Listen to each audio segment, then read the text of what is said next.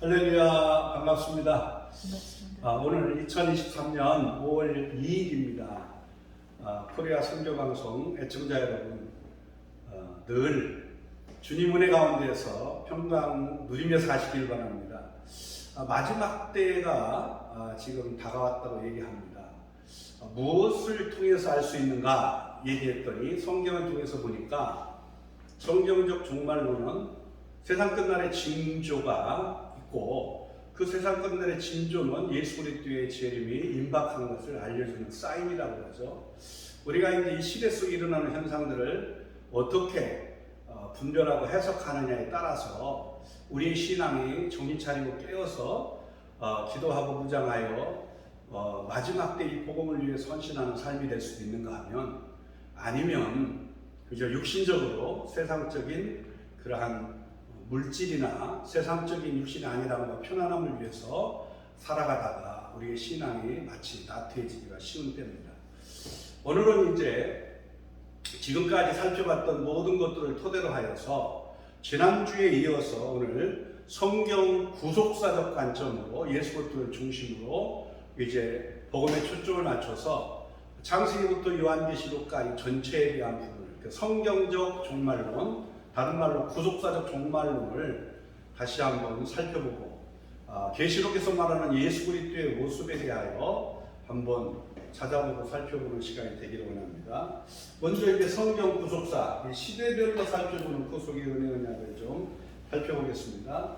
창조 이전의 시대를 에베소 1장 3절로 14절에 창세전에 하나님의 구원의 계획이 있었고, 그리스도 안에서 택한 자에게 이제 하늘에 속한 모든 신령한 복을 주기로 하나님이 정하셨다. 선택과 예정에 대한 거죠. 그런가 하면은 그 구원의 계획을 따라 창조하고 타락하고 심판에 처하지만 구속의 은혜가 허락하시는 창세기 1장부터 5장까지의 이제 여자의 후손에 대한 구속의 은혜 언약을 허락하시되, 여자의 후손이 어느 혈통을 통해서 올 것이냐, 이것이 이제 성경의 구약의 구속사의 핵심이고요. 하나님이 택한 자, 은혜를 입은 자, 그 은혜를 입은 자들의 계보를 통해서 오는데, 아담에게서 아벨 대신에 셋의 후손 가운데 에녹의 후손 가운데에서 이제 바로 노아가, 그리고 노아의 후손 가운데 셈의 그러한 후손 가운데 아브라함의 혈통을 통해서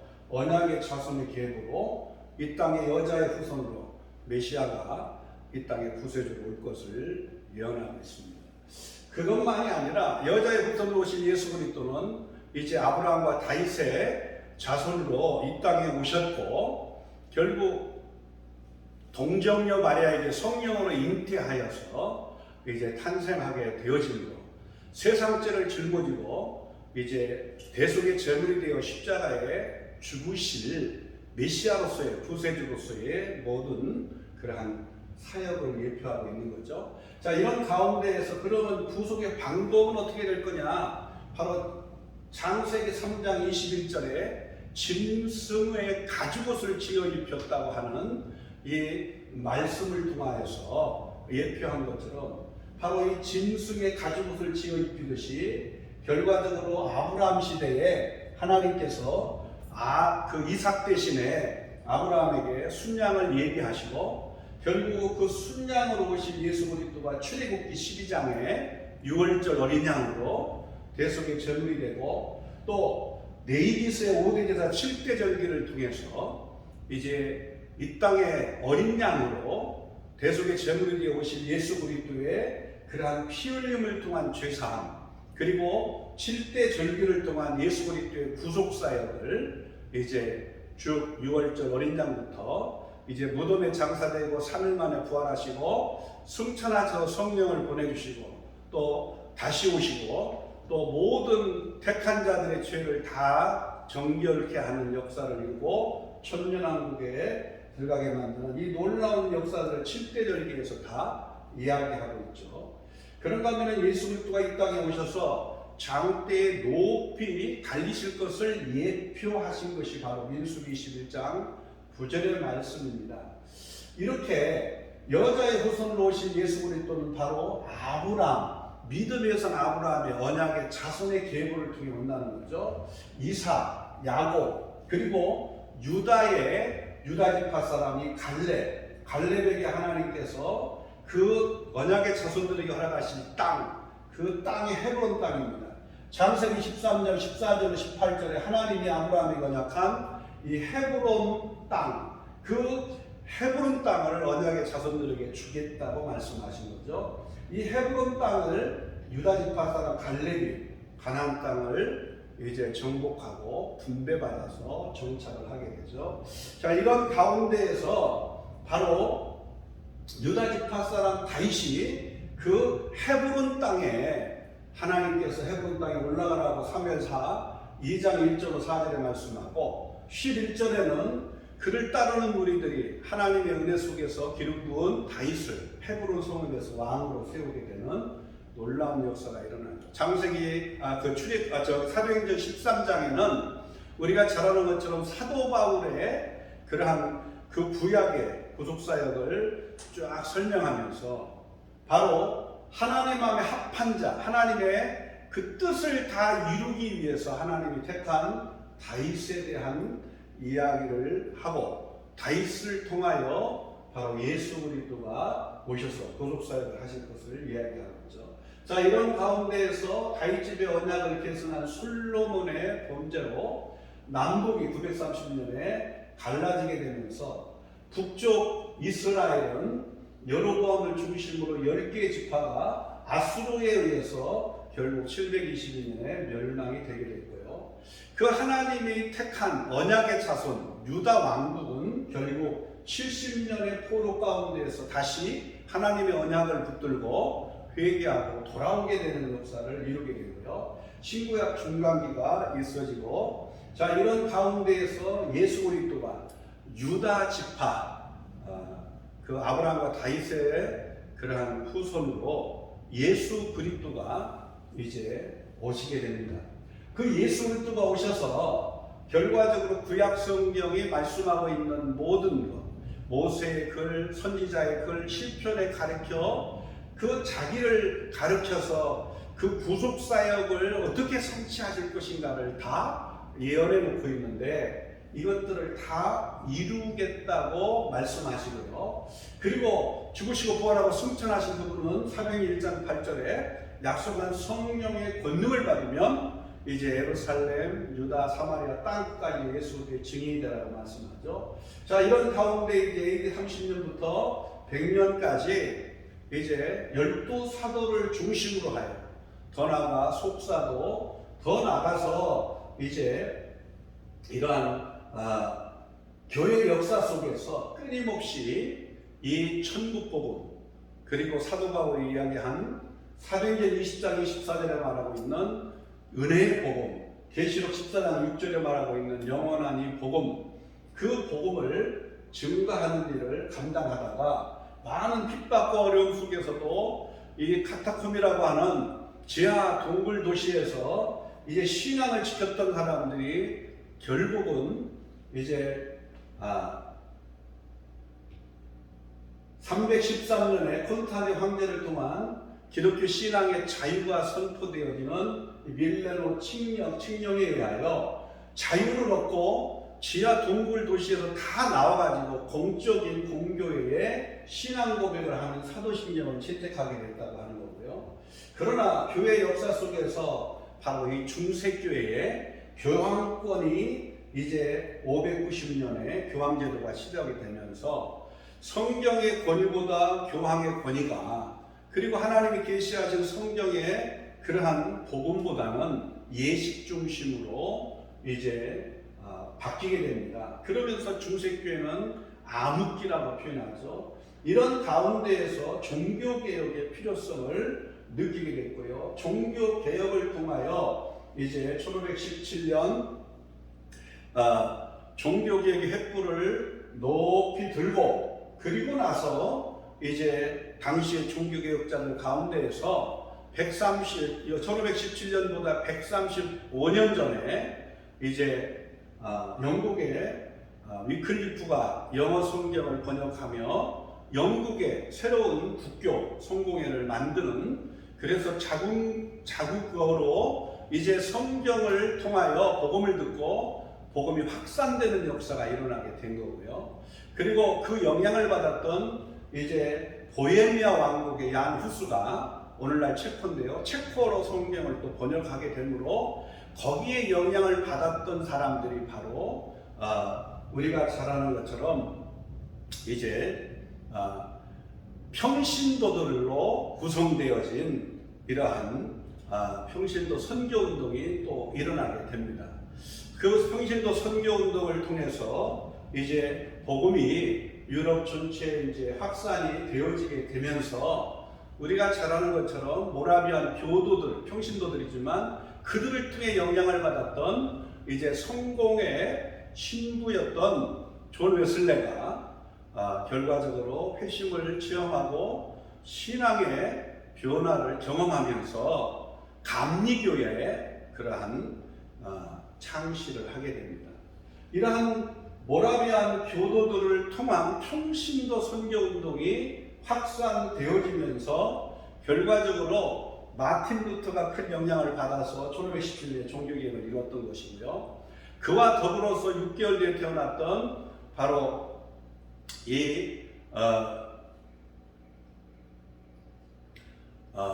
그 스위스에서 바로 하나님의 은혜 속에서 이제 그 로마 교황청의 용병으로 갔던 그러한 사람이 결국은 종교 개혁에 그러한 마틴 루터와 함께 횃불을 들게 되었고, 그 영향을 받아서 칼빈이 프랑스에서 종교 개혁의 횃불을 들다가 결국은 스위스에 망명을 해서 스위스 남쪽의 제네바에서 바로 이 기독교 강요를 만들게 되고, 그것들을 통해서 대요리, 소요리 문잡들을 만들고, 이것들이 이제 1648년에 바로 칼빈의 후예들이 웨스터민스터, 영국의 동쪽에 있는 작은 이러한 사원입니다. 웨스터민스터 사원에서 온전한 공교의 신앙 고백서를 만들게 됩니다.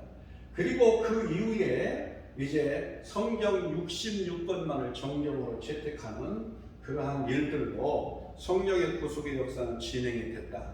자, 그런데 마태복음 24장에 세상 끝, 주님의 임하시는 세상 끝에 징조, 사람의 미혹, 그리고 이러한 사회적 제한을 통한 경제적 침체, 그걸로 인한 영적 위기, 결과적으로 이러한 일들이 일어나면 주의 재림이 임박한 때임을 이제 알려주는 사인 징조라는 거죠. 그래서 마지막 때에 우리가 이제 깨어서 뭐를 해야 될 건가? 이 세 가지의 징조, 사람의 미혹, 그리고 우리나라의 대한민국에는 자칭 재림주가 40명에, 그리고 이단 사이비 집단 200개에, 그리고 지금 우리가 잘 아는 것처럼 이단 사이비 집단에 빠진 사람들의 수가 200만이나 된다고 할 정도니까 지금 엄청난 그러한 사람의 미혹들이 지금 성경에 예언한 대로 마지막 때를 알려주기 때문에 더 가라지처럼 일어나고 있는 거죠. 거기에 대해서 사회적 재앙으로 전쟁, 기근, 재난, 전염병으로 인한 죽음의 공포와 두려움. 그러니까 이게 중세 유럽의 십자군 전쟁이 끝날 때 이제 유럽에 바로 흑사병이라는 패스트가, 전염병이 일어나면서 오늘날 같은 팬데믹처럼 엄청난 유럽 인구의 절반 이상이 죽는 어마어마한 고통의 시간들이 있었고, 그 이후에도 또 이제 전 세계적으로 스페인 독감이 엄청나게 전 세계를 강타한 적이 있었습니다. 그 이후에도 끊임없이 전염병으로 인한 전 세계적인 어려움이 있다가 2018년도에 결국은 이제 전 세계가 그래도 뭔가 좀 경제적인 것들을 가지고 좀 부강한 모습으로 교회가 일어나서 선교를 하나 그랬는데, 우리가 잘 아는 것처럼 2019년도에 전혀 예기치 못하게 우한 폐렴이 일어나고 전 세계 코로나19로 엄청난 타격을 주므로 선교사들이 다 돌아오고, 경제적 침체로 인한 이 사회적 재앙으로 종교적인 그런 통제와 그리고 탄압들이 이루어지게 되고 영적인 위기가 오는 거죠. 자, 이런 것들이 주의 재림이 임박한 때를 알려주는, 그러니까 마지막 때를 알려주는 거예요. 그럼 우리는 깨어서 뭐를 해야 되느냐? 끝까지 견디는 신앙이 되도록 깨어서 기도하되 늦은 비에 성령의 권능을 힘입어서 우리가 마지막 끝까지 정말 끝까지 승리하는 믿음이 돼야 할 줄로 믿습니다. 그리고 천국 복음을 온 세상에 전파해야만 끝이 오기 때문에 바로 이 복음을 기도하고 무장하여 결국 천국 복음을 온 세상에 전하는 세계 복음화에 기도와 물질로 동참하고, 또 무엇보다도 우리가 단기 순회 선교로 현지에 나가 복음을 전하는 선교사들의 필요를 채우고 세계 복음화를 이루는 일에 힘써야 될 것이고요. 그리고 마지막 다가올 이제 대환란, 짐승무상, 멸망에 가리는 것이 거룩한 성전에 서는 것을 보거든 결국은 배교를 강요하는 우상 숭배가 일어나게 될 것을 말씀하고 있죠. 예수님께서도 다니엘서를 인용하여 마태복음 24장 15절과 16절에 말씀하고 있는 것처럼 요한계시록에도 다 이 내용들이 자세하게 기록이 되어 있어요. 그래서 우리가 이제 마지막 때에 이 사회적 징조 사인들을 분별하고 정신 차리고 깨어서 기도하고 무장해서 마지막 때에 힘써야 할 것이 뭐냐? 교회가 목양 중심의 자기 믿음을 지키는 것만이 아니라 선교하는 그러한 교회로서의 역할을 해서 3대 중점 사역에 힘써야 되는데, 교회를 깨우는 영성 회복과 한국교회 선교 부흥이 일어나야 되고요. 두 번째는 바로 세계 속에 흩어진 한민족 디아스포라를 한민족 교회, 6,000개 교회를 깨워서 세계 복음화에 동참시키는 일을 하고, 마지막 다환란을 이길 수 있는 순교 신앙을 무장하되 결과적으로 창세기부터 계시록까지 성경적 구속사적 종말론의 관점에서 이제 마지막 때 일어날 일들, 반드시 속히 일어날 일들을 기록한 요한계시록의 말씀을 통하여 마지막 대환란, 다가올 대환란을 바로 알고 이길 수 있는 순교신앙을 무장하며 주님이 다시 오실 길을 예비하는 그러한 교회가 되어야 되겠다는 거죠.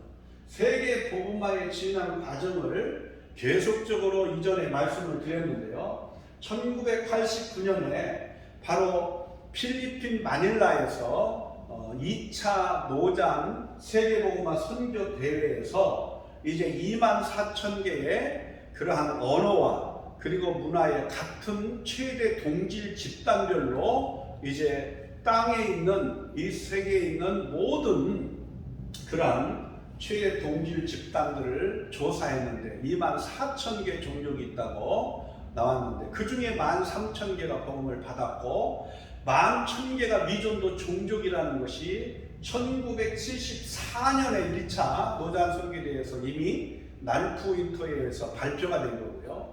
그것을 중점으로 해서 이제 1990년에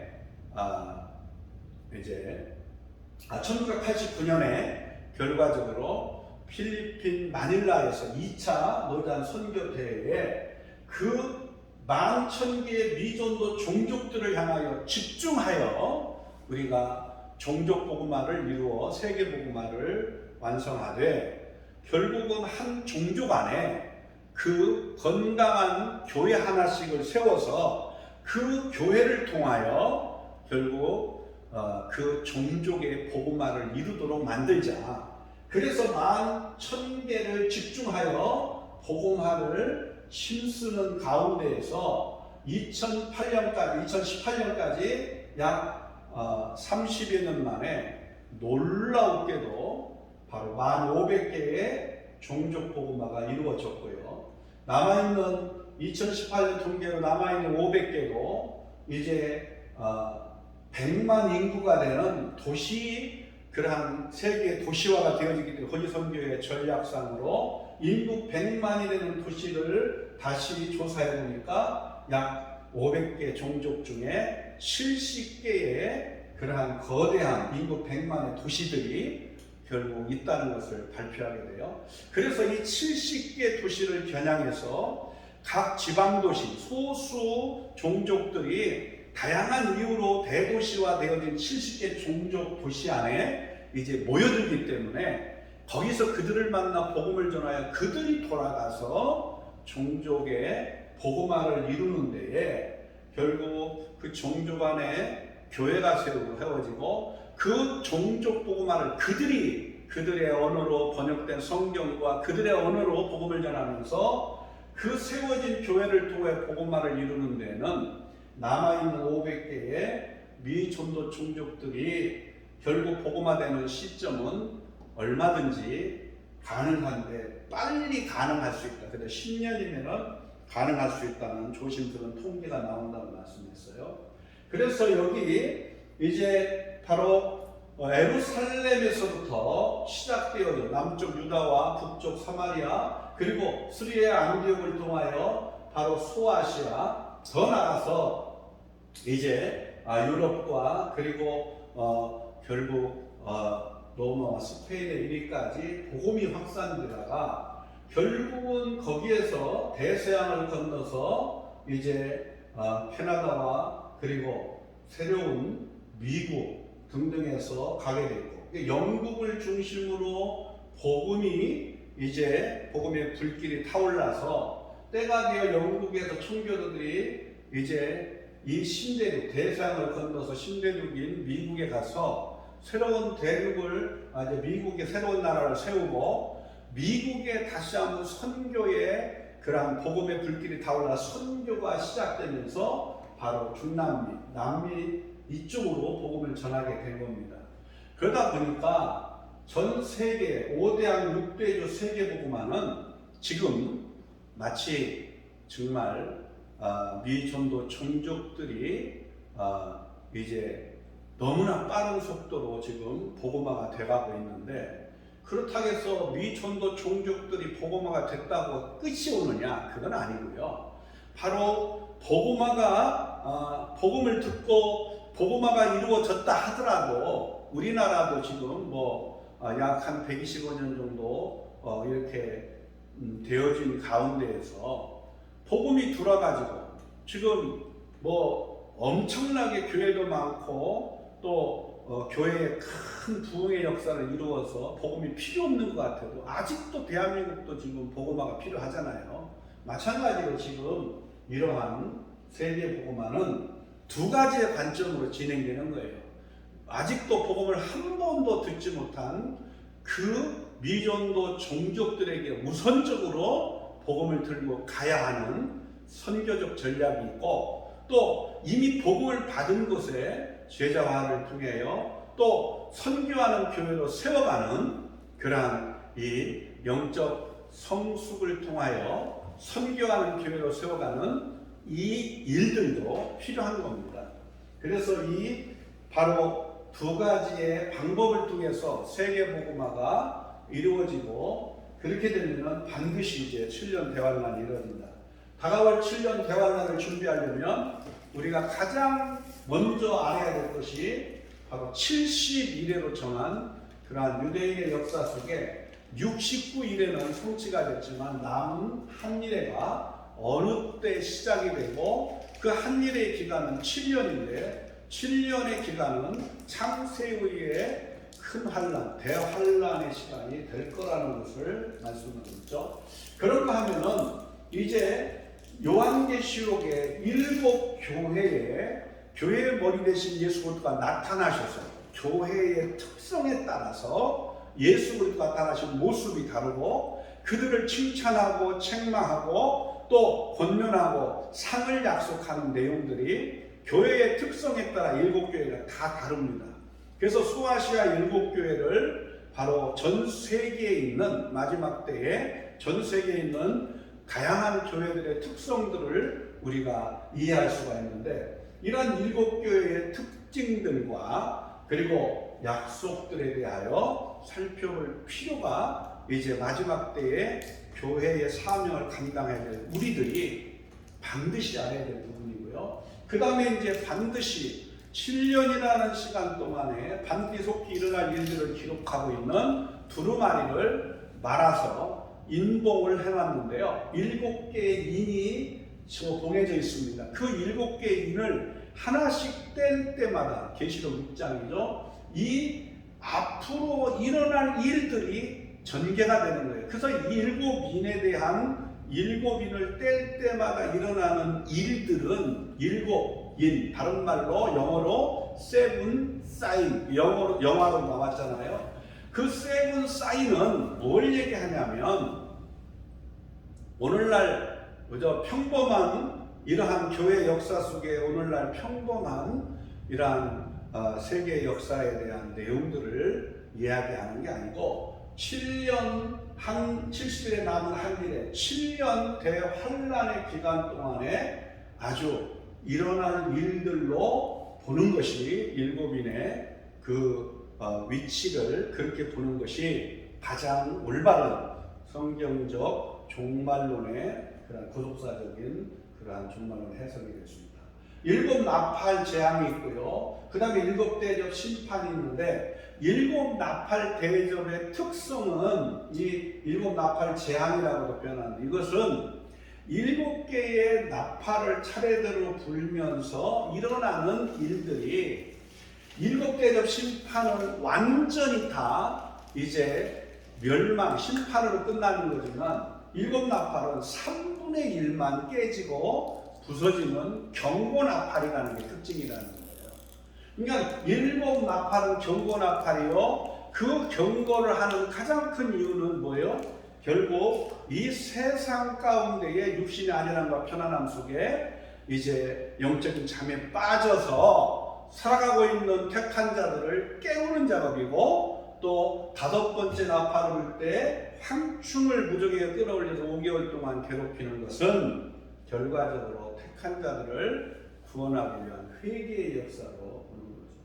7 대접 심판은 결국은 회개하지 않고 마귀의 권세를 받았던 이러한 거짓 선지자, 그 적그리도, 그 짐승 적그리도죠. 그 세력에 미혹되어져서 하나님을 대적하여 회개하지 않는 자들에 대한 심판이 7 대접 심판이에요. 그런 가운데는 이제 그리스도의 지상 재림이 바로 있을 때 어떤 일이 일어날까? 그리스도의 지상 재림은 어디로 오고 또 어떤 모습으로 오고 그때 일어나는 일은 무엇일까? 이것 때문에 오늘날 이 땅에 대한민국의 자칭 재림주가 40명이라고 통계가 나왔다고 말씀드렸는데, 이단 사이비들이 자칭 자기가 재림주라고 하는 그 일들을 성경에서 말하는 계시록 19장에 주님이 지상 재림할 때의 모습과 장소와 그리고 그때 일어나는 일들을 정확하게 성경을 통해 분별만 해도 자칭 재림주라고 대한민국 땅에 와 있는 재림주라고 하는 이단 사이비에 속지 않을 거 아니겠어요? 그리고 반드시 그때 일어나는 것이 아마겟돈 전쟁이고요. 그리고 이제 주님이 처음 하늘과 첫 땅에서 새하늘과 새 땅의 천년왕국과 천년이 차면 마귀가 풀려나고 미혹전쟁이 일어나 목과 마음의 미혹전쟁, 둘째 부활이 일어나고 백보자 심판을 통하여 아버지께 이 그리스도께서 그 아버지께 그의 나라를 바치는 때가 백보자 심판을 통해서 일어나고, 그래서 예수 그리스도를 믿고 생명책에 기록된 자 바로 영원한 천국에 들어가는데, 그때에 생명책만 있는 게 아니라 바로 행위록이 있어서 그가 주와 및 복음을 위해서 헌신하고 충성했던 그 모든 것들에 따라서 결과적으로 약속한 면류관이 있다는 거죠. 그것이 이제 천년왕국에는, 그리스도가 통치하는 천년왕국에는 천년 동안 왕국하게 될 거고, 이 영원 천국에서는 영원토록 세세토록 왕국으로 가리라고 성경에 계시록에 말씀한 대로 됩니다. 그래서 반드시 다가올 이제 대환란을 이길 순교신앙을 무장시키기 위해서 이렇게 70일의 가운데에서 남은 한일회가 이제 어떻게 이루어지는지, 남은 한일회에 대한 전산면만 후산면만 일어날 일들을 이렇게 확대를 해서 보여주게 된 거고요. 그리고 그리스도의 지상 재림과 더불어 천년왕국이 이루어지고 둘째 부활이 일어나고 백보자 심판이 있고 영원중 영원지옥으로 이러한 성경적 종말론, 구속사적 종말론에 대한 관점에서 전체의 구조가 어떻게 진행되는가를 우리가 올바르게 이해하게 되면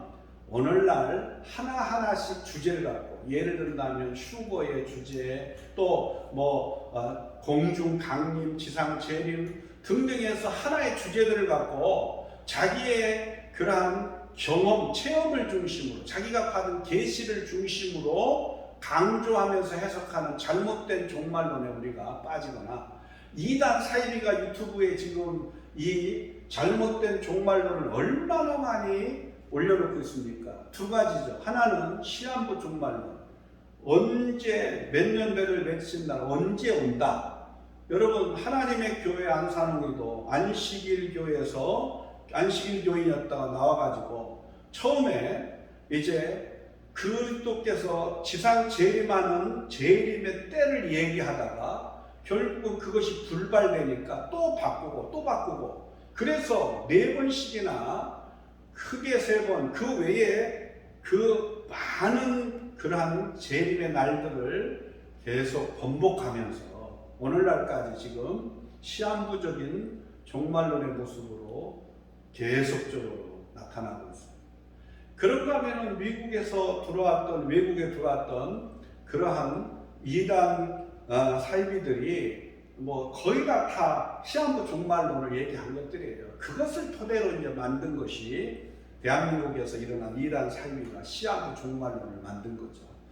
그런데다가 이제 신천지 같은 두 번째가 뭐냐면 조건부 종말론인데요.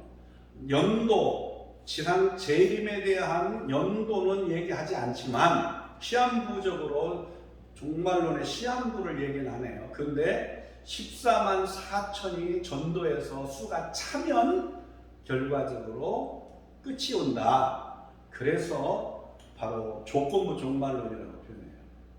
이 14만 4천이라고 하는 것 자체가 미국에서 들어온 이단들을 통하여 결과적으로 거기에서 힌트를 얻어서 14만 4천의 수를, 성경적 용어를 갖다가 이제 그들이 믿는 그러한 택한 자의 수를 이야기하고, 그 시한부가 아니지만 조건부 종말론의 관점에서 얘기를 하는 거예요. 그런데 여러분, 이 모든 것들이 다 어디서, 이 종말론에 대한 것이 성경적 구속사적 관점에서 예수 그리스도를 중심으로 올바르게 종말론에 대한 어느 때에 어떤 일들이 일어날 것인지 이 구조를 정확하게 우리가 이해하지 못하게 되므로 결과적으로 수없이 많은 그러한 속임수에 엄청나게 미혹되기 쉽다는 거죠. 그래서 대화라는 순교적 신앙을 바로 성경의 그러한 구속사적 종말론, 계시록 말씀 문장을 통하여서 우리가 해야 되는데, 계시록 말씀 문장의 중요성을 지난 시간에 7가지로 강조했죠.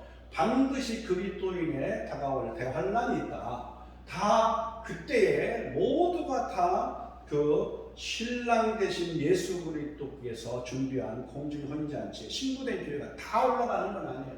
남아있는 자들도 있고요. 또 적그리스도와 거짓 선지자들의 미혹이 반드시 일어나기 때문에 그걸 알고 대처하기 위한 말씀 문장이 필요하고요. 또 짐승적거리의 우상 숭배를 하지 않고, 배교를 하지 않고 666표를 받지 않아야 되는, 우리는 오직 이마에 하나님의 임을 받은 그러한 하나님의 택한 정한 수, 바로 14만 4천도 같은 하나님의 그러한 정한, 그러한 하나님의 이마에, 그 이마에 하나님의 임을 맞은 그러한 자가 되어야 되고, 666 마귀의 그러한 짐승의 표, 이러한 짐승의 수, 임을 맞지 않아야 되죠. 그런가 하면은 두 중인 말씀 무전과 순교자의 영성으로 결국은 순교자의 수가 차면 첫째 부활이 일어나기 때문에 이 첫째 부활에 참여할 수 있도록 소망을 가지고 우리가 죽어도 살고 무릇 살아서 믿는 자는 그리스도의 다시 오심을 맞이하게 될 자는 영원히 사는 거예요. 그래서 이 첫째 부활의 소망을 가지고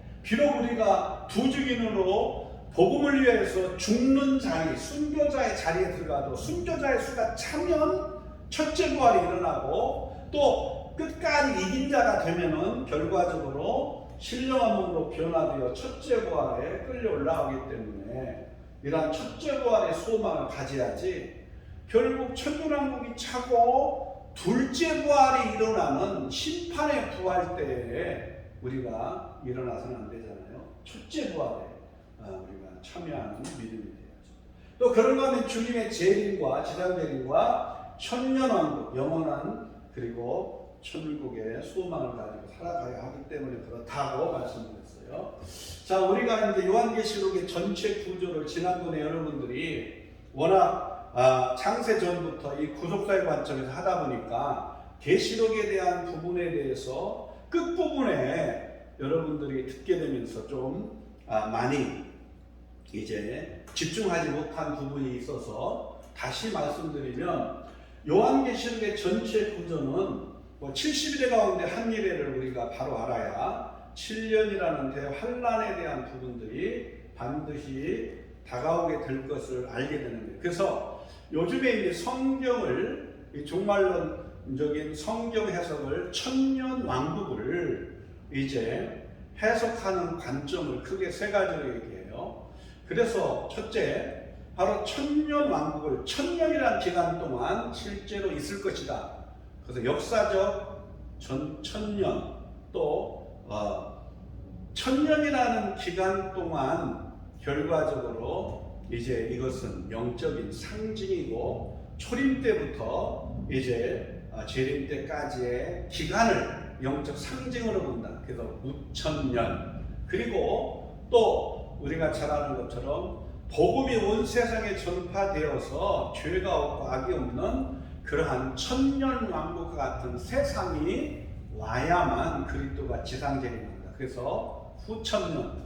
그래서 이 역사적 전천년도 결국 역사적 전천년, 세대의 전천년, 전천년이 두 개로 나눠지는데요. 어찌됐든 이러한 모든 천년 왕국에 대하여 그리스도의 지상 재림의 시점을 놓고 해석하는 천년 왕국의 세 가지 해석이 있는데 이들 모두가 다 같이 이제 인정하는 게 뭐냐면 7년 대환란은 온다는 거예요. 그래서 70일의 가운데 남은 한 일의 역사가 반드시 하나님이 택한 유대인의 예루살렘 성전을 중심으로 한 그리스도의 역사 속에서 반드시 일어나게 된다는 것이죠.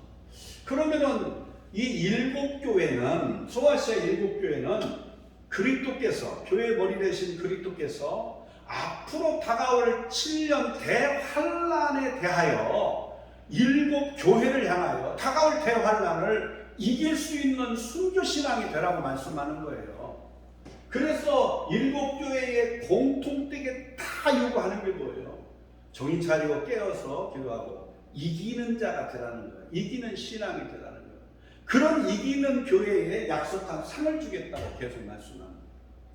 그러니까 7년 대환란에 앞으로 이제 일어나게 될 계시록 6장에서부터 일곱인을 떼면서부터 이제 일어나게 될 7년 대환란 기간 동안에 일어날 일들을 이제 교회가 바로 알고 이 다가올 대환란, 창세의 큰 환란이라고 하는데요. 이 대환란을 교회가 분명히 올 것을 알고 이 대환란을 이길 수 있는 순교신앙을 무장해서 정말 교회가 끝까지 견디는 자가 되고 세계복음화를 이루어 주님이 다시 오실 길을 예비하고 다가올 대환란을 이기고 바로 첫째 부활에 동참이 되어야 되는 거죠. 그래서 바로 그리스도께서 만드시고 통치하시는 천년왕국에 결국 약속된 상과 명령을 받아 천년 동안 왕으로 타는 자들이 돼야 되는. 그래서 이게 교회의 론이 2장 3장의 일곱 교회라는 거예요. 가장 중요해요. 여기에 나타나신 예수 그리스도의 모습은 각 교회의 특성에 맞춰서 그리스도의 나타나시는 모습이 다르게 나타나요. 그러니까 성경에서 말하는 이 땅의 초림 예수는 대속의 제물로 어린 양으로 죽어 오신 거잖아요. 그러나 재림 예수의 모습은 계시록 1장에 말한 대로 믿는 자에게 상을 주러 오시는 만왕의 왕이시고 또 믿지 않는 자에게 심판에 주러 오시는 거예요.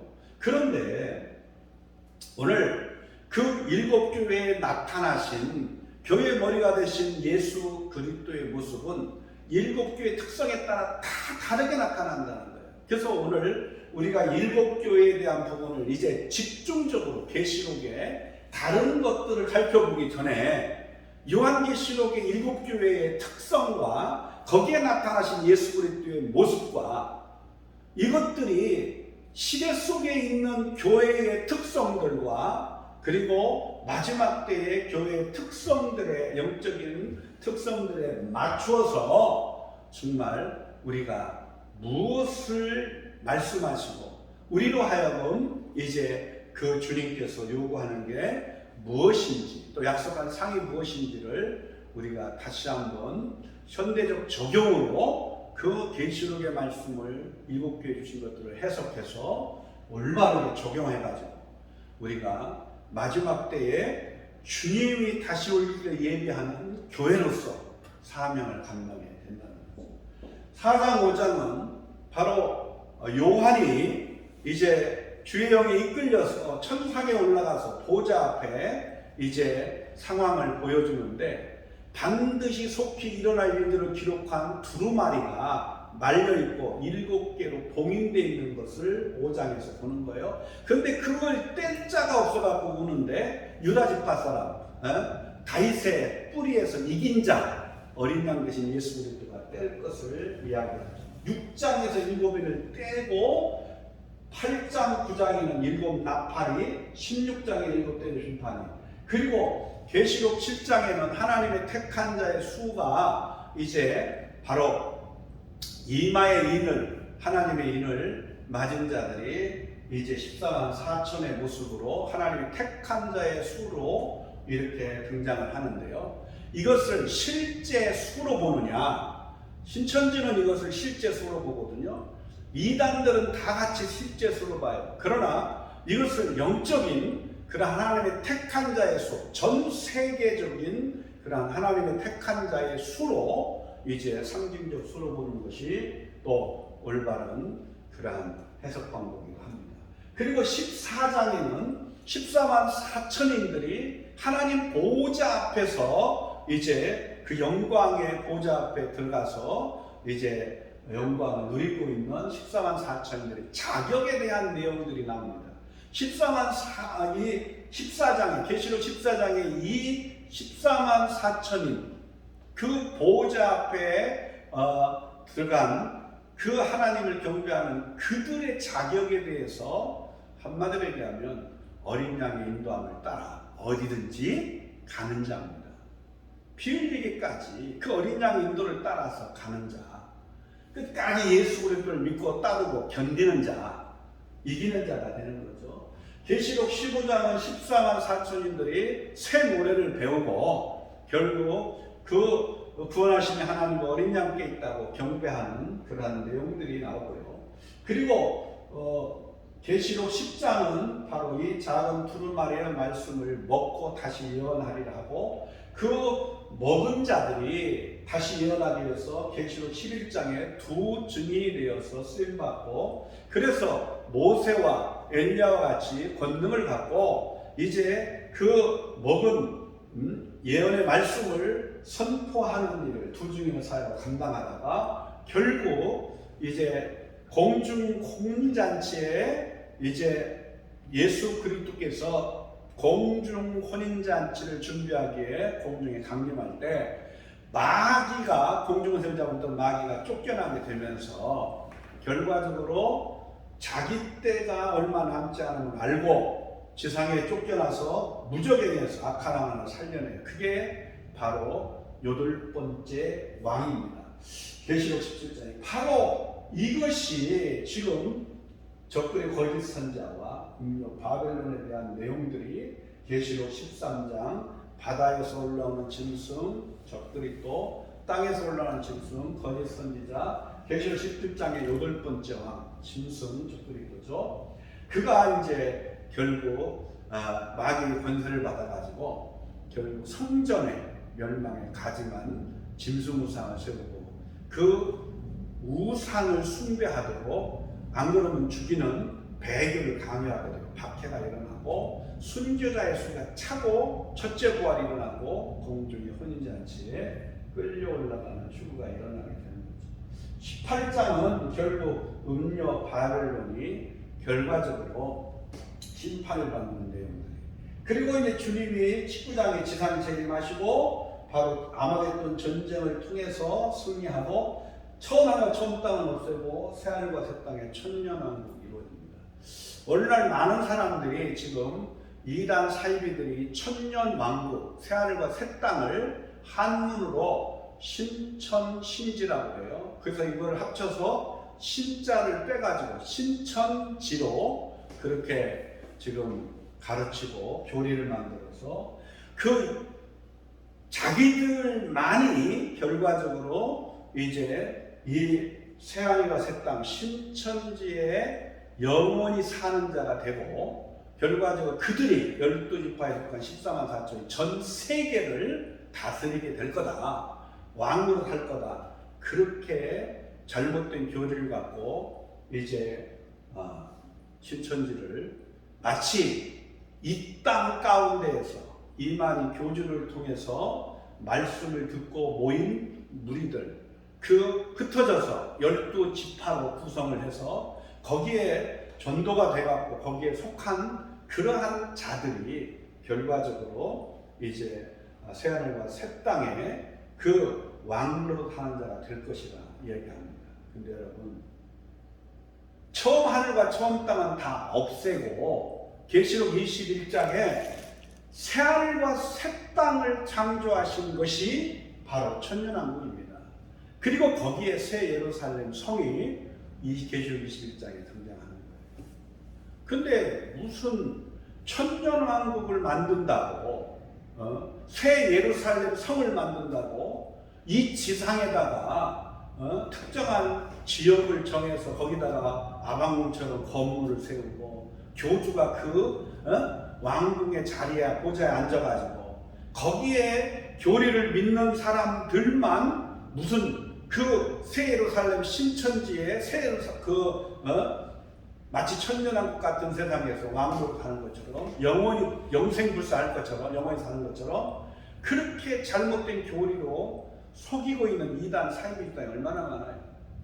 지난번에 넷플릭스에서 나는 신이다 4개의 이단 사이비 그러한 교주들의 그러한 모습들을 집중 조명해서 이제 넷플릭스에 방영함으로 한국교회만이 아니라 세계교회가 큰 어려움을 이제 참 한참 겪기도 했는데요. 거기에 나온 모든 교주들이 전부 다 하나같이 이 세상이 그들이 만드는 그러한 마치 새하늘과 새 땅 천년왕국 같은 세상이 되고 거기에 있는 자들이 결국 영원히 사는 것으로 자꾸 얘기를 하는데 여호와 증인도 마찬가지 이 세상이 결국은 천년왕국이 된다.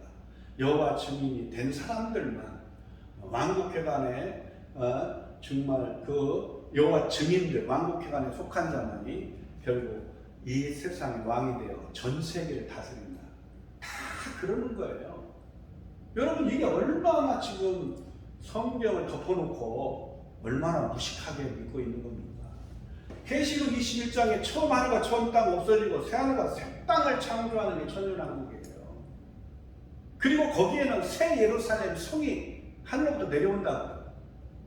그런데 이 땅에서 사람이 만든 그것이 무슨 신천지가 되고 새 하늘과 새 땅이 되고 그것이 무슨 천년왕국이 되고 새 예루살렘 성이 되고 거기에 보면 교주가 왕노릇하고 있고 이런 일들이 지금 대한민국 내에 너무나 많이 이단 사이비의 집단들이 많이 지금 미혹하고 있는데 이런 것들을 참 계시록 20장, 21장, 22장만 읽어봐도 다 명확하게 알 수 있는 거예요. 성경적 정말로 그래서 고소사 종말론만 우리가 정말 살펴봐도 이것들이 정말 얼마나 어리석은 잘못된 속임수인가를 알 수 있는 거예요. 다 이단 사이비들이 지금 이 지구가 처음 하늘과 처음 땅이 지구가 갱신이 돼가지고 이 지구 안에서 그 교리를 믿는 그 종교 집단에 있는 사람들이 전 세계 왕으로 가고 영생불사에서 영원히 산다. 말도 안 되는 소리 하고 있는 거죠. 그러니까 이런 것들을 우리가 속지 않기 위해서라도 요한계시록을 제대로 알아야 돼요.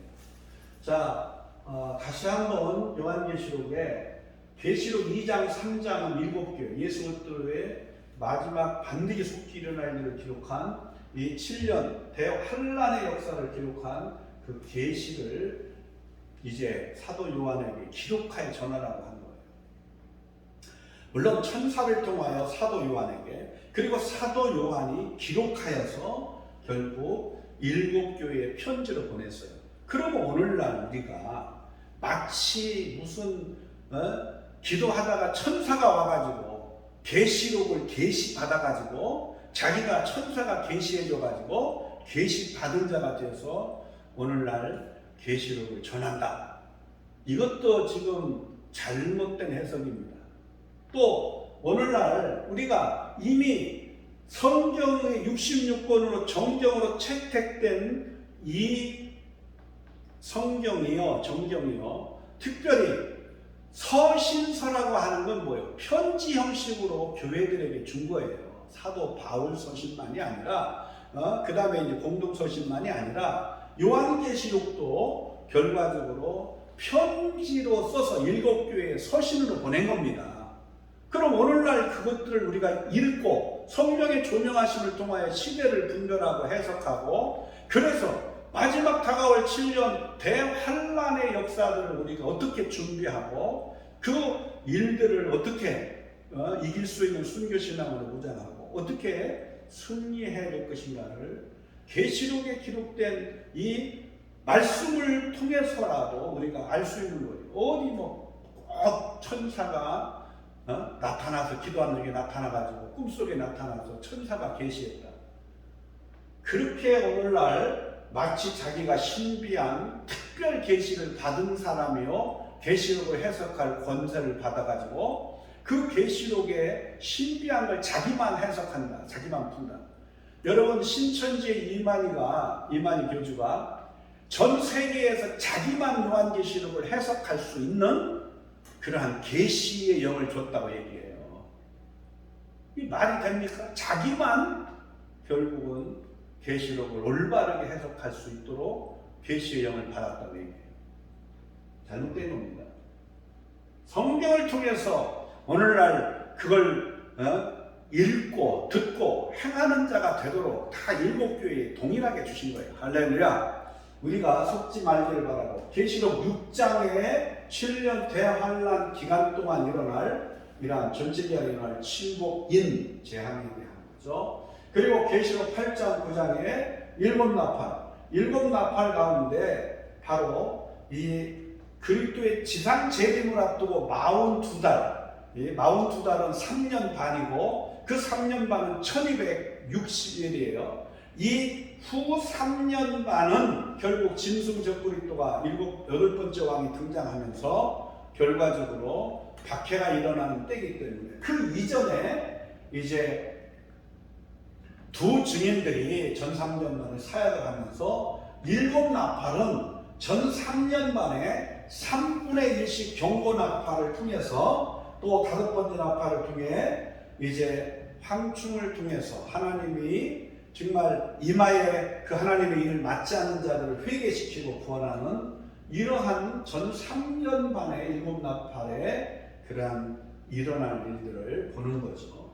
그리고 7번째 마지막 나팔이 결국 순교자의 수가 차면 결과적으로 마지막 나팔이 불고 하나님의 나팔이라고 해요. 그래서 죽은 자가 살아나고 살아서 이긴 자들이 신령함으로 변화되어 첫째 부활하고 휴거로 공중훈련에 올라가는 게 계시록 11장에 두 증인이 사역하다가 사명이 끝나고 죽고 3일 반 만에 살아나서 1일 올라온 음성을 듣고 공중에 혼인잔치에 올라가는 내용이 11장에 있고요. 계시록 16장은 이제 바로 이 땅에 그렇게 하나님이 3분의 1씩 경고를 주고 두 증인의 사역을 통하여 표적을 통해서도 그렇고 정말 이 복음을 담대하게 전하고 있는데도 불구하고 회개하지 않고 마음을 강팍하게 하여 짐승 적그리스도를 우상을 숭배하고 영령표를 받고 그러면서 결국은 대적하는 자들을 이제 7대접 심판이 진행돼요. 그것은 바로 지상 재림을 앞두고 결국 42달 동안 성전을 거기 가서 짓밟을 권세를 받은 8번째 왕 짐승적 그리스도의 그러한 활동 기간 동안에 7대접 심판 후 3년 만에 진행이 되는 것으로 보는 것이 구조적으로 가장 합당한 부분이고요. 계시록 17장에 7년 대환란이 차면 결국 그리스도의 지상재림이 이루어집니다. 물론 지상재림이 있기 전에 이 마지막 나팔이 불 때에 첫째 부활이 일어나고 공중의 혼인잔치에 올라가는 요 상황들이 일어나기 때문에 그것을 우리는 공중강림이라, 그래서 공중의 권세를 잡았던 마귀가 이 지상에 쫓겨나는 그러한 일들이 계시록 12장에 일어났는데요. 그 공중에 강림하는 것이 일어나고 그리고 지상 재림은 7년 대환란이 끝나고 일어나는 거예요.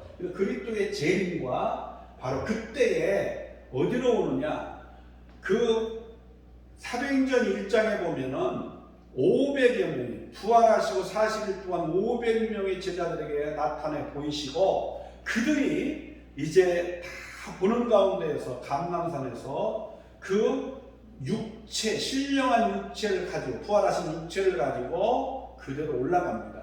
그리고 천사들이 증거하기를 올라가심을 본 그대로 다시 오리라. 어디로 옵니까? 감람산으로 다시 옵니다. 그리고 어디로 어떻게 옵니까? 신령한 육체를 가지고 다시 옵니다. 죽고 썩을 이 인간의 육체가 아니에요. 무슨 사이비 집단의 교주가 이 육체를 가진 그런 게 아니고요.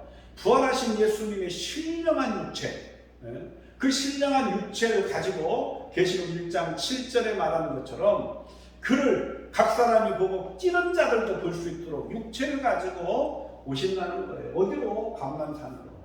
그때에 에워싸인 이스라엘, 동방에서 모인 그 새 왕을 토대로 군대들이 이제 전쟁을 벌이고 있는 가운데에서 아마겟돈 전쟁을 통해서 입에서 나오는 검으로 죽이고 결국은 마귀는 무적행에 1000년 동안 가두고 결국 짐승 적그리스도 거짓 선자는 영원한 유황불 물에 집어넣는 거죠.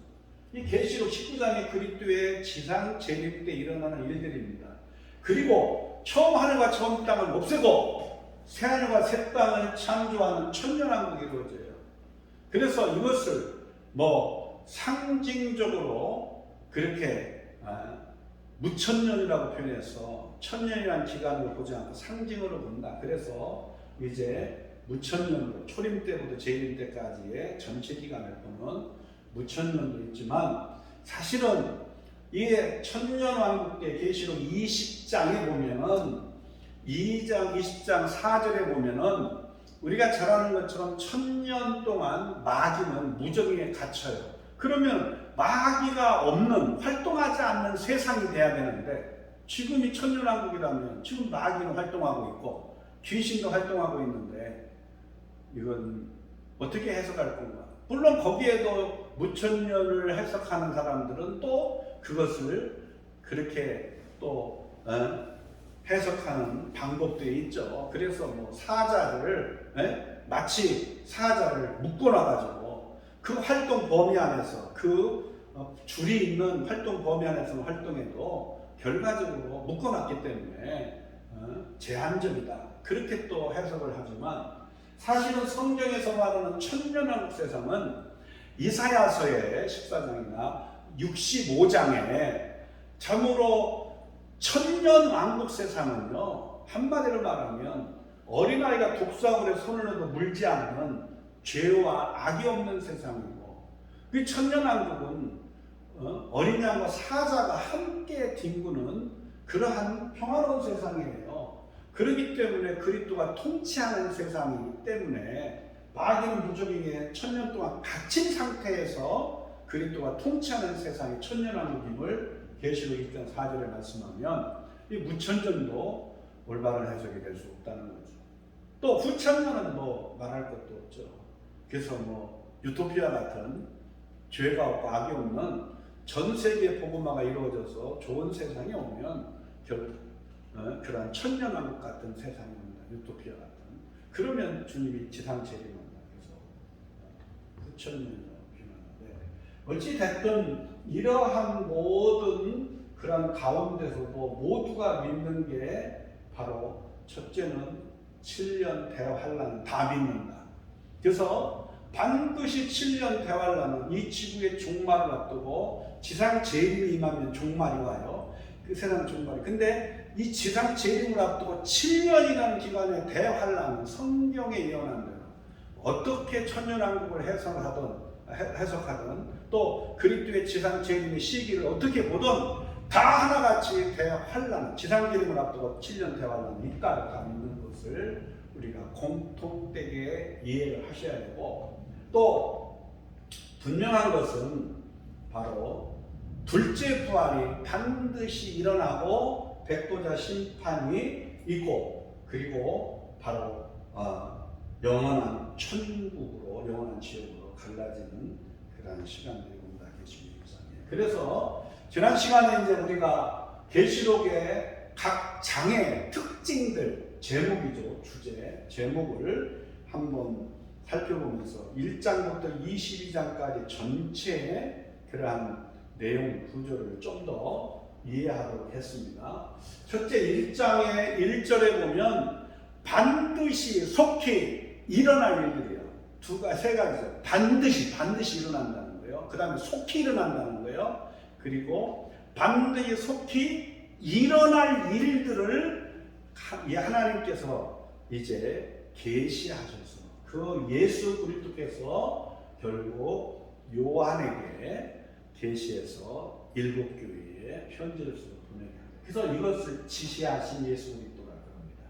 이 예수 그리스도는 초림 예수의 그러한 어린 양으로 대속의 제물이 되어서 죽으러 오신 예수님이 아니라 이 계시록 1장에 보면은 다시 오실 예수 그리스도는 하늘 보좌에 올려 가셔서 하늘과 땅 아래에 있는 것들을 무릎 꿇게 하시고 심판하는 권세를 회복하셨잖아요. 그래서 만왕의 왕이 되어서 결국은 믿는 자에게 이 주님이 통치하시는 천년 왕국에 결과적으로 왕으로 타도록 그렇게 이제 하는 만왕의 왕이 되시고요.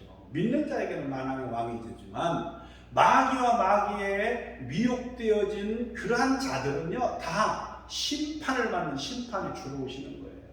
그 위대하신 예수 그리스도의 그 다시 오신 모습을 1장에서 말하는데, 1장에서 그 예수 그리스도의 모습은 7 금초대 사이를 거니시고, 그 7 금초대의 비밀은 뭐냐? 7 금초대는 교회다.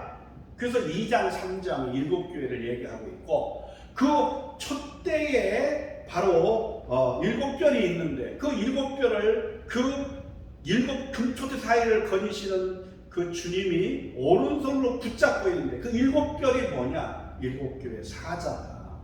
그래서 오늘 이것을 1장에서 확실하게 설명하고, 그 7교회의 주인이 되고 머리가 되시는 예수 그리스도가 2장의 4교회, 그리고 3장의 3교회, 이 바로 소아시아에 제한된 그 교회만이 아니라 전 세계 교회에 이제 마지막 때를 살아가고 있는 그러한 교회에 이르기까지 바로 이 7교회가 그 다양한 교회들의 특성을 가지고 있고, 거기에 그리스도께서 나타나시는 모습이 다 다르게 나타나고, 칭찬, 책망, 그리고 권면, 그리고 그리고 마지막 약속에 대한 부분들을 다 다르게 하고 있어요.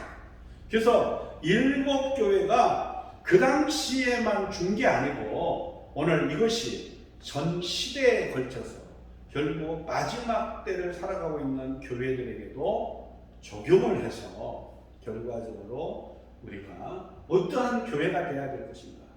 그러려면 두말할 것 없이 책망만 받는 교회가 돼서도 안 되고 결국 칭찬만 받는 교회가 돼야 되는 거죠. 그런데 칭찬만 받는 교회가 되는 것만이 아니라 우리의 소망은 뭐예요? 거기에 그들이 행한 대로 약속된 상에 대한 내용이 다르게 나타나요.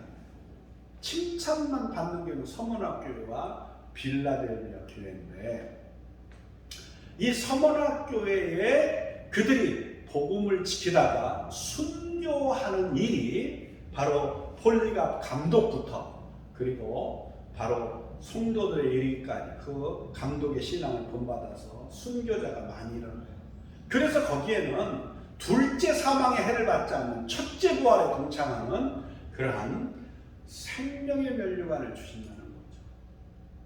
또 이 칭찬받았던 빌라델비아 교회는 적은 능력을 가지고도 믿음을 지키고 교회의 주된 사명을 감당하게 돼요. 그때 거기 열린 문의 축복을 두면서 정말 어떠한 환경 상황 속에서도 열린 문의 축복을 두어서 이 복음을 전할 수 있게 만드는 거죠. 그럴 때 이 빌라델비아 교회는 네가 가진 것을 굳게 잡아 빼앗기지 않도록 하고 이걸 굳게 지키면 멸류관을 준다는 거죠. 그래서 오늘 이렇게 우리가 7개 살필 필요가 있다. 4장은 요한이 결국 주의 영에 이끌려 그 천상 보호자에 올라가서 그 보호자 앞에서 보는 내용을 얘기하고 있어요. 근데 요한이 개인적으로 혼자 주의 영에 이끌려 올라갔는데 이것을 오늘날 또 휴거라고 또 그렇게 해석하고 가르치는 그러한 사람들이 있는데 이건 개인적으로 주의 영에 이끌려 올라간 거지 육체가 죽어서 올라간 게 아니고 결국 신령한 몸으로 육체까지 타고 크게 올라간 게 아니라 결국은 주의 영에 이끌려서 가서 보좌에 그러한 반드시 속히 되어질 일들을 기록한 이러한 두루마기, 인동된 두루마기를 본 거죠. 그 인동된 두루마기를 뗄 자가 없어서 울고 있을 때에 그 24장로 중에 하나가 이제 인동된 작은 두루마기, 유다족 파선 다윗의 뿌리에서 이긴 자, 바로 예수 그리스도, 어린 양 대신 예수를 뗄 것이다. 그래서 6장에는 7인을 떼고 그 7년 대환란 기간 동안에 어떠한 일들이 일어나는가. 그래서 이것을 7인은 세븐 사인이라고 사인입니다. 징조, 사인. 그래서 첫째 일을 뗄 때 신말이 나오는데 이 신말을 그리스도로 해석하게 되면 또 문제가 있어요. 그래서 어떤 사람들이 지금 또 이 신말을 그리스도로 보는데 이건 신말은요 이긴 자가 아니고 이기고 또 이기려고 하는 그러한 이 만왕의 왕으로 19장에 오신 예수 그리스도를 이제 코스프레해서 결국은 택한 자를 미혹해 하는 적그리스도라고 하는 겁니다. 그래서 이 첫째 인을 뗄 때 등장하는 신말을 탄 자가 적그리스도로 보는 거고 둘째 인을 뗄 때 붉은 말, 셋째 인을 뗄 때 검은 말, 넷째 인을 뗄 때 청황색 말 이런 것들은 결과적으로 전쟁, 기근, 재난, 이제 사망 이런 것들이 차례대로 지금도 일어나고 예수님 말씀한 마태복음 24장을 통해서 그때도 일어났고 지금도 일어나고 있지만 이때는 7년 대환란 때에는 전 세계적으로 더 강하게 일어난다는 얘기죠.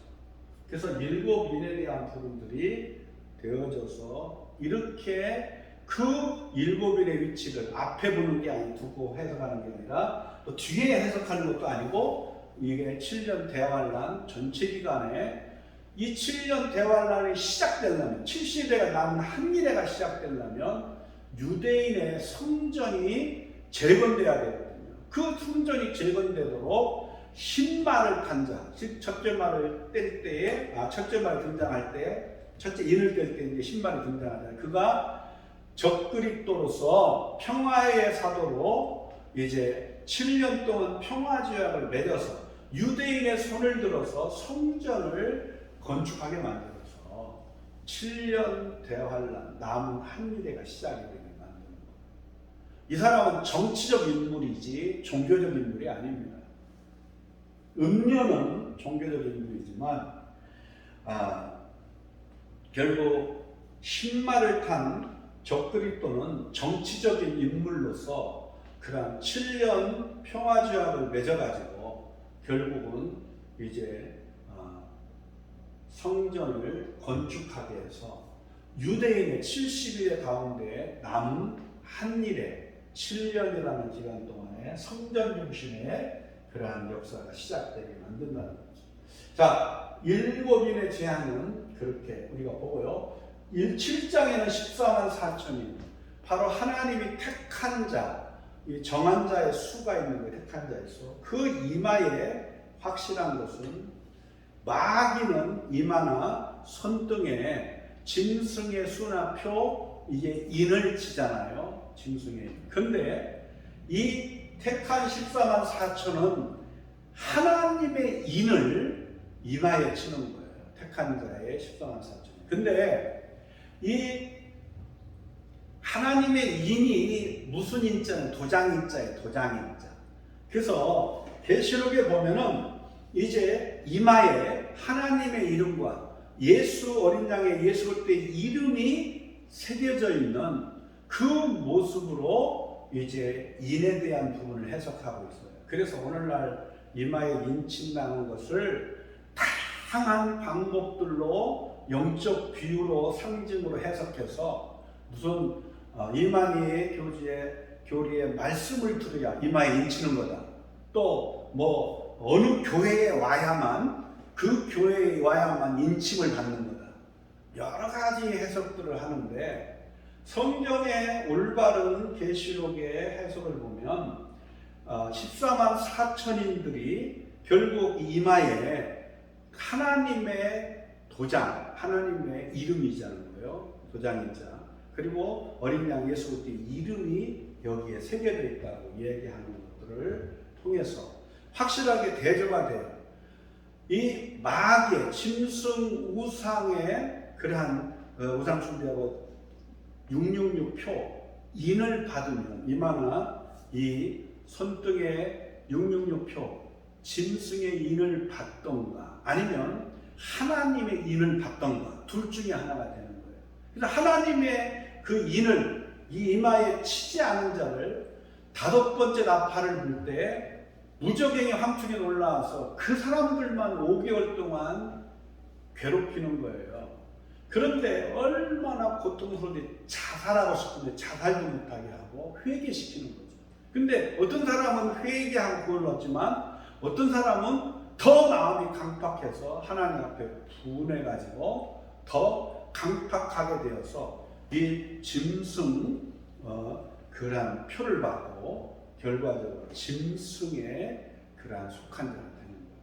그러나 하나님의 택한 자는 하나님의 인을 받고 결과적으로 성경은 이렇게 말해요. 하나님의 인을 이마의 인을 결국은 하나님의 이름 그리고 그 어린 양 대신 예수 그리스도의 이름이 새겨져 있다고 표현도 하지만 또 다른 형태로는 하나님의 계명과 어린 양 예수 그리스도의 이름 때문에 결국 순교를 당하는 모습으로 표현돼요. 이 14만 4천인들이.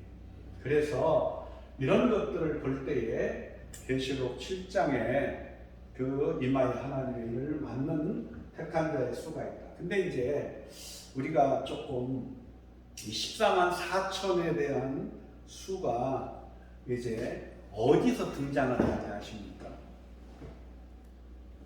몰몬교들부터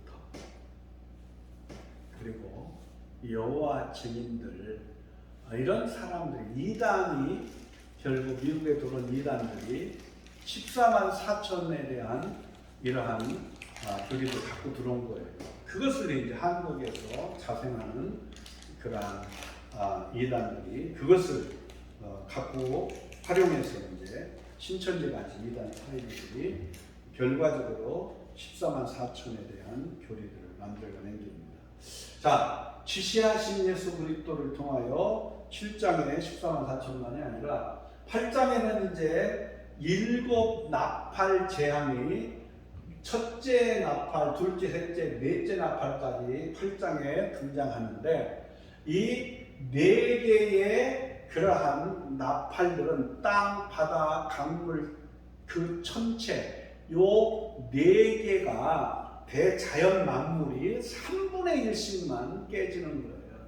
철저하게 하나님의 택한 자들을 깨우고 회개시키기 위한 그러한 경고나팔이라고 부르는 거죠. 그래서 그때의 전3년반에 하나님의 그러한 이마에 하나님의 인을 받고 14만 4천의 택한 자의 수가 되고 그 중에 이제 계시록 10장에 작은 두루마리의 말씀 다시 예언하게서 예언의 말씀을 먹은 자들이 결국은 전3년반에 이제 두 증인의 사역을 감당하면서 7 나팔 재앙에 대한 3분의 1씩의 경고들이 하나님의 대자연 속에 일어나고 또 두 증인들이 담대하게 복음을 선포하고 그러니 어떻게 돼요?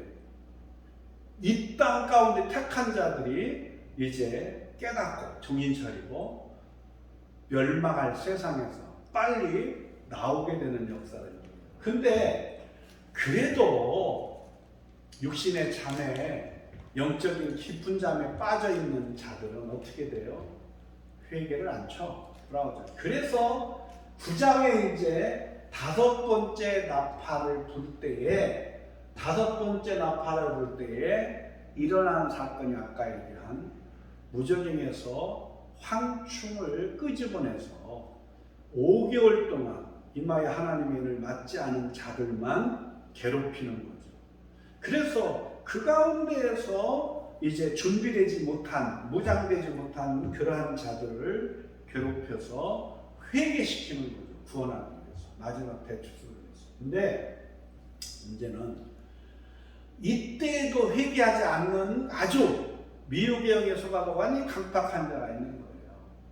근데 우리가 이제 지금 이란 사이비가 막 무성하게 가라지처럼 올라와서 거기에 뭐 200만이 막 이렇게 미혹되어 있고 그러지만 이제 이러한 역사들이 일어나게 될 때 하나님의 마지막 역사들이 일어나게 될 때 이제 그 미혹된 자들 중에서도 깨닫고 회개하고 돌아온 자들이 있겠죠. 근데 분명한 것은 그 중에서도 강팍해서 하나님을 향하여 저주하고 그렇게 돌아오지 않는 자도 있다는 거예요. 이들은 결국은 다 이제 16장에 7 대접 심판에 다 심판받는 거죠. 그래서 택한 자들은 회개하고 돌아오게 되는 거예요. 자, 10장은 작은 두루마리의 말씀을 먹는 거고요. 다시 일어나겠습니다. 그 먹은 사람들이 11장에 두 증인으로 이제 사역을 하다가 다 사명이 성사님과 사명이 끝나면 이제 8번째 짐승 적그리스도에 의하여 죽임을 당하고 3일 반 만에 다시 살아나서 이제 휴거의 역사를 이뤄가는 것을 11장에 잘 표현해요. 이때의 7번째의 마지막 나팔의 이야기가 결국 순교자가 살아나는 그리고 바로 이긴 자들의 신령으로 변화되는 첫째 부활의 이야기가 바로 11장에 나와요. 7번째 마지막 나팔. 자, 12장은 이제 이 공중에 그 혼인잔치를 준비하기 위해서 예수 그리스도께서 삼층천 하늘보좌에서 공중에 내려옵니다. 그 공중 권세를 잡은 마귀가 싸움이 일어나서 계시록 12장 7절 이하에 보면은 마귀가 지상으로 쫓겨나고 그 천군 천사와 함께 오신 그 예수 그리스도께서 공중에 혼인잔치를 준비하는 거예요. 그래서 공중에 그러한 싸움이 있어서 천상의 싸움이라고 그러죠. 그래가지고 결국은 이 지상의 마귀가 쫓겨나는 것을 이야기하지만 12장에는 이제 해를 입은 여자가 나옵니다. 이 해를 입은 여자가 교회, 어머니 교회, 모교회도 끼고 아들 교회가 또 나오는데, 아들 교회는 이제 그 보라고 승천하신 그러한 모습이고요. 그러니까 올라갈 것이고 또 남은 자들이 있어요. 그래서 교회가 세 가지 형태의 모습으로 그죠? 남아있는 어머니 교회 같은 남아있는 교회가 있고, 또 이제 휴거될 교회가 있는 거 하면은 또 지상에 남은 자손들이 이 짐승 적그리스도와 맞서 싸워야 될 자리에 있어요. 그래서 교회의 세 종류의 모습이 나오고, 결과적으로 13장에 본격적으로 이제 바다에서 올라오는 짐승 적그리스도, 땅에서 올라오는 짐승 거짓 선지자. 그래서 마귀의 권세를 받은 이 적그리스도가 바로 거짓 선지자에게 권세를 줘요. 그래서 거짓 선지자는 계시록 13장에 하늘에서 불을 끌어내는 표적을 통해서 택한 자들을 미혹합니다. 그래서 우리가 마지막 때는 현상을 쫓기보다 성령에 나타나고 많은 기사, 이적, 표적, 이런 현상에 쫓기보다 오직 예수 그리스도의 그 신학, 기독교 신앙의 본질인 말씀에 뿌리를 내리고, 기독교 영성의 본질인 예수 그리스도의 영성에 깊이 뿌리를 내려야 현상보다는 본질에 충실한 우리의 신앙이 돼야 결국 그 하늘에서 불을 끌어내리는 표적을 통해서 많은 자들, 택한 자들을 미혹하는 이러한 일들이 일어날 때 우리가 미혹에 속지 않고 끝까지 이기는 자가 됩니다. 자, 14장은 13만 4천 영적 자가 새 천사의 메시지와 앞으로 일어날 이 세 가지 화가의 것을 얘기하고, 그 가운데 곡식 주수, 포도수의 수수의 역사가 계속 14장에 나와요. 그래서 14장에 14만 4천의 그런 결국 이제 자격을 얻는 자는 결국 아무리 힘들고 어려운 상황에서도 어린 양의 인도를 따라 끝까지 가는 자라고 강조하고, 14장, 계시록 14장에 짐승 우상을 숭배하고 666표를 받은 자는 영원한 유황불못에 들어갈 것을 이야기하고 있어요. 그러니까 우리가 생각할 때 뭐 짐승 우상 앞에 절하고 뭐 먹고 살기 위해서 매매 수단으로 666표를 받아도 뭐 괜찮겠지, 안 그렇습니다. 계시록 14장에 정확하게 이들은 짐승 우상 앞에 절하고 우상 숭배로 이제 배교를 하고 666표를 받은 그러한 자는 영원한 유황불못에 들어간다고 확실하게 말씀하고 있습니다. 근데 사람들은 이런 것들에 대하여 안 배워서 몰라서 하나님이 이것도 용서해 주시겠지. 성경은요 마지막에 이르라. 그래서 여러분 계시록 14장 6절은 그래서 5절에 영원한 복음이라고 표현하는 거예요. 영원한 복음. 잠깐 이기면 영원한 세상에 들어가는 거예요. 근데 이것을 기회가 있겠지. 또 하나님께서 그래도 용서해 주시겠지. 그러면서 무지하게 알려고 하지도 않고 배우려고 하지도 않고 경각심도 갖지 않고 그저 그렇게 짐승 우상을 숭배하고 배교하고 666표를 받는 영원한 지옥선에서 가는 15장은 14만 하천의 영광, 16장은 7대의 심판, 17장은 민족 파멸의 심판, 18장은 민족 파멸의 심판, 19장은 지상에 내리는 예수 그리스도.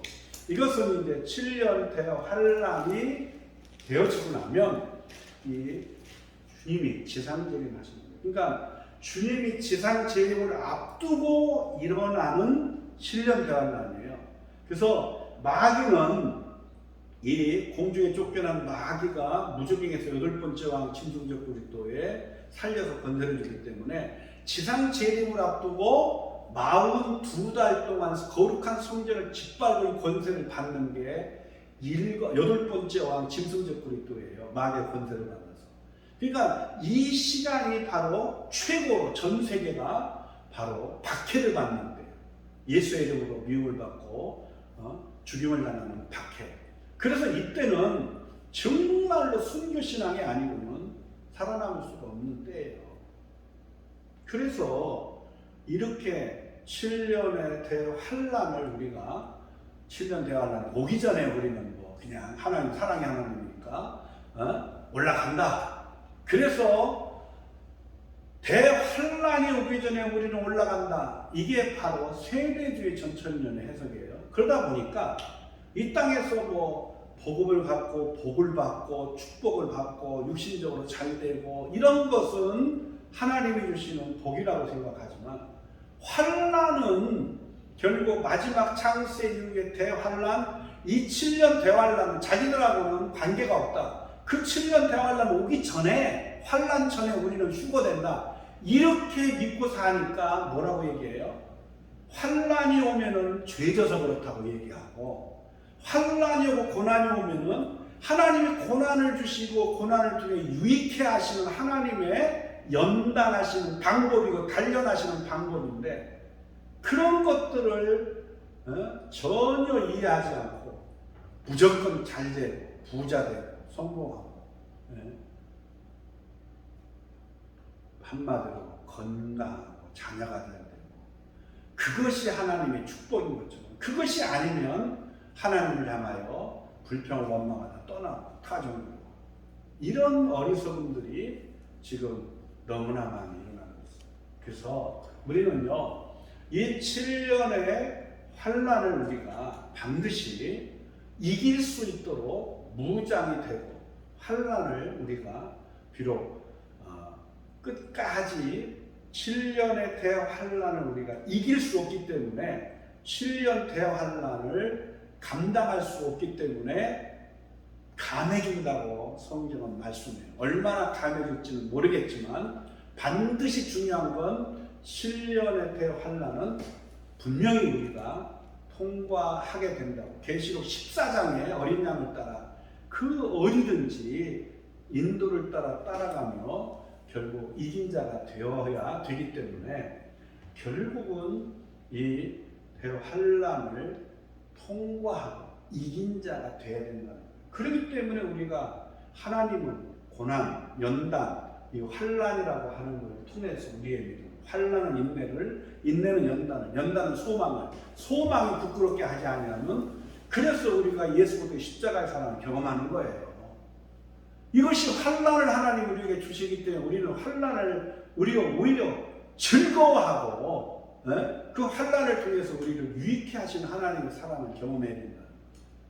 근데 이게 계시록에 대해 덮어놓고 안 믿는 사람들은요, 다 맨 복음만 해서 잘 되고 이 땅에 성공하고 복을 누리고 환란 전에 올라간다, 이렇게 믿는 사람들은 계시록에 환란 얘기가 필요가 없는 거예요. 다 덮어놓고 믿어요. 환란 전 휴거 얼마나 좋아요.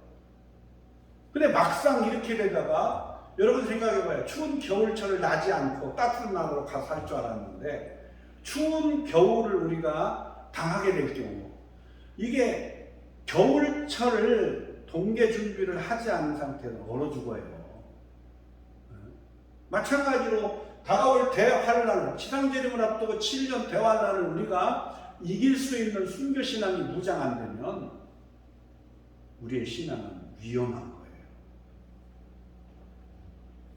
자, 그리고 지상재림의 예수 그리스도와 함께 19장에 20장에 천국의 색보다 심판, 그리고 21장에 새 예루살렘 성, 그것은 이 땅에서 아방궁을, 어느 지역에 아방궁을 짓고, 뭐 교주가 태어난 성지다, 또 뭐 거기 아방궁을 져갖고 거기가 뭐 천연왕국 생활 새 땅이고 새 예루살렘 성이다, 보좌다 난리치지만 다 잘못된 거고요.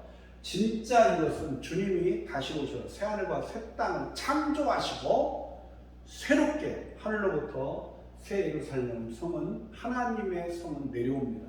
그리고 이 마지막 22장의 권면의 말씀은 이렇게 권면하죠. 보라내가 속죄오리니 내가 줄상이 되게 값싸내고 한다고 갚아준다. 우리의 소망은 어떻게 해요? 칭찬만 받았던 2개의 교회가 있었다겠잖아요. 7개 중에 서문학교회가 하나의 생명의 면류관, 순교하기 때문에 생명의 면류관 주겠다. 일곱 교회 가운데 빌라델비아 교회에 하나님이 주신 말씀이에요. 내가 속견이 내가 가진 걸 굳게 잡아 아무도 내 면류관을 빼앗지 못하게 하라. 분명하게 약속하고 있어요. 근데 여기에 포인트가 뭐예요? 속히 오겠다. 두 번째, 가진 걸 굳게 잡아야 된다는 거예요. 적은 능력을 가졌어도 굳게 잡고 그 믿음을 지킬 때 열린 문을 주시는 거예요. 그러므로 깨어있어 나 누수가 있나 너희가 알지 못함이라. 그래서 너희도 준비하고 있어. 생각하지 않을 때 인자가 오리라. 그래서 우리는 충성되고 지혜 있는 종이 되어 때를 분별하고 세상 끝날의 징조를 통해서 주님이 제일 임박한 때를 분별하고 이때의 때를 따라서 이제 양식을 나눠줄 자가 되기 위해 준비되어야 된다는 거예요. 뭐부터? 말씀 무장, 영적 무장이 돼야 되겠죠. 그러려면 말씀 무장은 뭐예요? 창세전의 하나님의 구속의 역사 속에 예수 그리스도를 중심으로 마지막 성경의 구속까지 종말론으로 계시록까지 말씀 무장이 되어져야 이 마지막 때에 그리스도의 지상재림을 앞두고 세상 끝에 그리스도의 지상재림을 앞두고 일어날 이 창세의 대환란의 일들을 우리가 바로 알고 우리가 순교신앙을 무장해서 정말 우리가 주님이 다시 오실 길 예비하기 위해 세계 복음화를 이루며 동참도 하고 끝까지 이기는 자라여 상을 받는 거죠. 자, 그리스도 계시한 요한계시록을 바로하고 무장하여 전하기를 바라고요. 이런 관점에서 우리가 이제 이 일곱 교회, 계시록의 약간 일곱 교회를 이제 다음 주에 좀 글씨가 너무 작아가지고 잘 안 보여서 좀 다시 좀 작업을 다시 해야 될 것 같아요. 그래서 다음 주에 일곱 교회에 나타나신 그 교회의 특성에 또 나타나는 그리스도의 모습과 다양한 부분을 살펴보기 원합니다. 기도하겠습니다.